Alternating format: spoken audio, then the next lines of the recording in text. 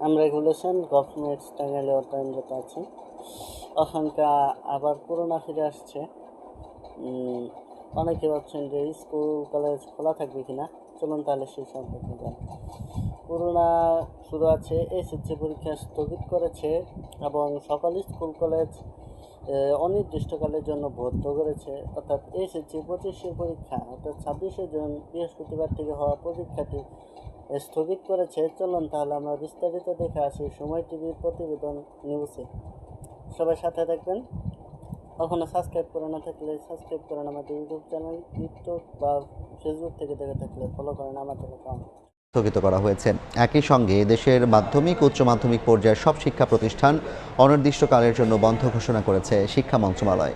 রাতে মন্ত্রণালয়ের জনসংযোগ কর্মকর্তা এম.এ. খায়ের এ নিয়ে বিজ্ঞপ্তি দেন। জানানো হয়, বিদ্যালয় ও কলেজগামী শিক্ষার্থীদের নিরাপত্তার বিষয়টি বিবেচনায় নিয়ে শিক্ষা মন্ত্রণালয়ের আওতাধীন মাধ্যমিক উচ্চ মাধ্যমিক পর্যায়ের সব শিক্ষা প্রতিষ্ঠান বন্ধ রাখা হবে। পাশাপাশি পলিটেকনিক ইনস্টিটিউটের কার্যক্রমও পরবর্তী নির্দেশ না দেওয়া পর্যন্ত বন্ধ থাকবে।